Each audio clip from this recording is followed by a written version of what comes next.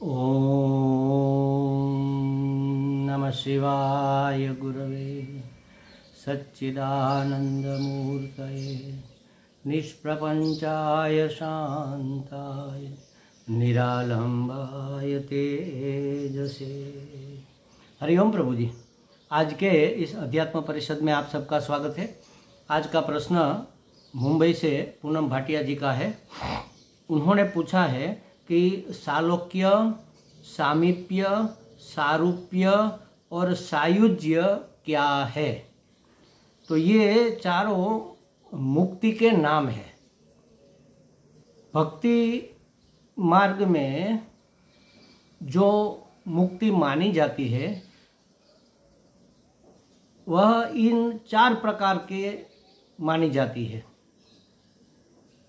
भक्त भक्ति करता है, भगवान में तल्लीन हो जाता है, नित्य निरंतर भगवान नाम स्मरण करता है, भगवान लीलाओं का स्मरण करता है, भगवत कथा सुनता है, पूजा पाठ आराधन करता है, भगवत कथा कहता है, भगवत कथा का, भगवान लीलाओं का, भगवान के पराक्रमों का, भगवान के रूप गुण का चिंतन करता है। और एक समय वह उस स्थिति में पहुंच जाता है कि उसको इन चार में से कोई एक प्रकार की मुक्ति प्राप्त हो जाती है। जैसी उसकी भावना वैसी मुक्ति उसको प्राप्त होती है। तो ये मुक्ति चारों नाम जो है, नाम ही बता रहे हैं कि वो क्या है। जैसे सालोक्य मुक्ति माने भक्त को भगवान के लोक की प्राप्ति हो जाती है। जैसे गोलोक, तो कृष्ण के भक्त है तो उसको गोलोक की इच्छा होती है कि हम गोलोक में वास करें, भगवान के लोक में वास करें, जहाँ भगवान के हमें नित्य निरंतर दर्शन होते रहे, उसके कार्यकलाप का हमें दर्शन होता रहे। तो ये है सालोक्य मुक्ति। स माने समान, भगवान के लोक के समान लोक, उसको भगवान जहाँ जिस लोक में रहते हैं उसी लोक में उसको निवास मिले, उसको कहेंगे सालोक्य मुक्ति। दूसरा है सामीप्य मुक्ति।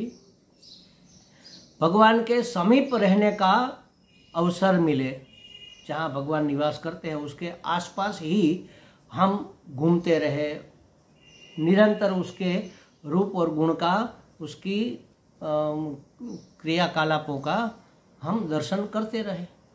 तो ये है सामीप्य मुक्ति। तीसरी है सारूप्य मुक्ति। सारूप्य मुक्ति भगवान जैसा रूप हमें प्राप्त हो जाए। जैसे भगवान के जो पार्षद होते हैं ना, वो भगवान जैसे ही होते हैं। और इस धराधाम पर भी जब भगवान ने कृष्ण अवतार लिया, तब उसके मित्र उद्धव जी जो थे वो उसके परम मित्र थे, अंतरंग मित्र थे, उसके सलाहकार भी, मंत्री भी थे, और बड़े भक्त भी थे और बड़े ज्ञानी भी थे। साक्षात देव गुरु बृहस्पति के शिष्य थे, तो ज्ञान में तो कोई कमी नहीं थी। और गोपियों से मिलने गए, फिर वहाँ से प्रेम का भी पाठ सीख कर आए। ये उद्धव जी बिल्कुल कृष्ण जैसे ही दिखते थे। उसके वस्त्र भी वैसे, उसकी बोल चाल, हाल ढाल, सब उसकी साज सज्जा बिल्कुल कृष्ण जैसे बिल्कुल दिखते थे। कृष्ण के पुत्र जो थे वो भी करीब करीब कृष्ण जैसे ही दिखते थे। तो ये सारूप्य है। तो ऐसा स्वरूप हमें प्राप्त हो जाए, भगवान जैसा स्वरूप प्राप्त हो जाए, तो यह है सारूप्य मुक्ति। और सायुज्य मुक्ति माने भगवान के अंदर हम युज माने उससे जुड़ जाए, भगवान से घुल मिल जाए, इसको कहते हैं सायुज्य। देखो, ये भक्ति शास्त्र की मान्यता है। ये आत्यंतिक मुक्ति ज्ञान मार्ग में नहीं मानी जाती। ज्ञान मार्ग में लेश मात्र अंतर भी भय का कारण होता है। लेश मात्र अंतर रह जाए वह भी बंधन है, वह मुक्ति नहीं है। आत्यंतिक मुक्ति का मतलब है कोई दूसरा ही न रह जाए, आत्मा परमात्मा है यह बात हमें पता चल जाए। ब्रह्म आत्म ऐक्य को मुक्ति माना गया है। जबकि भक्ति शास्त्र में वो भगवान को देखता रहे, बस उसको सुनता रहे, उसके दर्शन करता रहे और उसी में वह आनंदित रहे, करे, उसके आंसू बहते रहे, उसको रोमांच होता रहे और भगवान के गुणगान गाता रहे, उसी में मग्न रहे, उसी प्रेम में, जिसको परम प्रेम कहा। परम प्रेम माने भक्ति।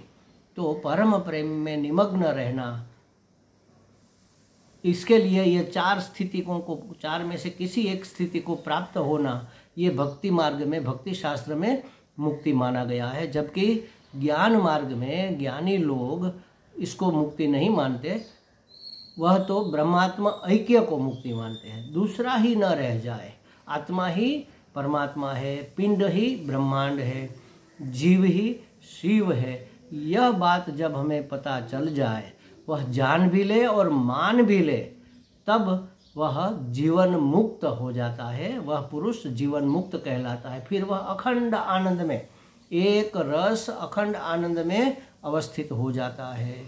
फिर यहाँ मेरे अपने सिवा कुछ नहीं, मुझे मेरी मस्ती कहाँ लेकर आए। बस वह हमेशा मस्ती में रहता है, स्वयं में ही स्वयं को जानता है, स्वयं में ही स्वयं को देखता है। वो आत्मरति हो जाता है, उसको अपने में ही प्रेम हो जाता है। अपने आप कोई दूसरा है ही नहीं, तो जो दूसरा दिख रहा है वह भी उसी का स्वरूप है। जैसे ये हाथ मेरा एक है, एक हाथ दूसरा है, तो ये एक है, एक दूसरा है, लेकिन ये दोनों मैं ही हूँ, ये मैं हूँ, मेरे ही अंग है। बस उसी तरह पूरी समष्टि को वह स्वस्वरूप देखता है, उसको आत्यंतिक मुक्ति कहते हैं। और ये जो आपने पूछा है, सालोक्य, सामीप्य, सारूप्य और सायुज्य, ये भक्ति मार्ग की मुक्ति मानी जाती है। हमें लगता है पूनम जी को कुछ स्पष्टता हो गई होगी। हरि ओम।